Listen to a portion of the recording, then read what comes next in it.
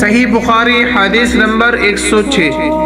میں نے علی رضی اللہ تعالی عنہ کو یہ فرماتے ہوئے سنا کہ رسول اللہ صلی اللہ علیہ وسلم نے فرمایا کہ مجھ پر جھوٹ مت بولو، کیونکہ جو مجھ پر جھوٹ باندھے وہ دوزخ میں داخل ہوگا۔ صحیح بخاری حدیث نمبر 107۔ میں نے کبھی آپ سے رسول اللہ صلی اللہ علیہ وسلم کی احادیث نہیں سنی جیسا کہ فلاں فلاں بیان کرتے ہیں۔ کہا میں کبھی آپ سے الگ تھلگ نہیں رہا، لیکن میں نے آپ کو یہ بھی فرماتے ہوئے سنا ہے کہ جو شخص مجھ پر جھوٹ باندھے گا وہ اپنا ٹھکانہ جہنم میں بنا لے۔ صحیح بخاری حدیث نمبر 108۔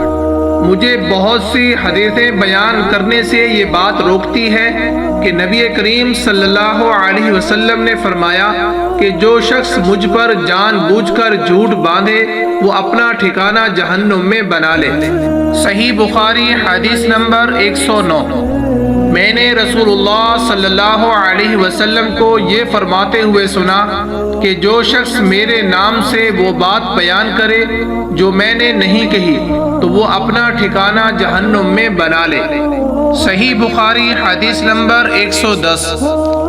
وہ رسول اللہ صلی اللہ علیہ وسلم سے کہ اپنی اولاد کا میرے نام کے اوپر نام رکھو مگر میری کنیت اختیار نہ کرو، اور جس شخص نے مجھے خواب میں دیکھا تو بلا شبہ اس نے مجھے دیکھا، کیونکہ شیطان میری صورت میں نہیں آ سکتا، اور جو شخص مجھ پر جان بوجھ کر جھوٹ بولے وہ دوزخ میں اپنا ٹھکانہ تلاش کرے۔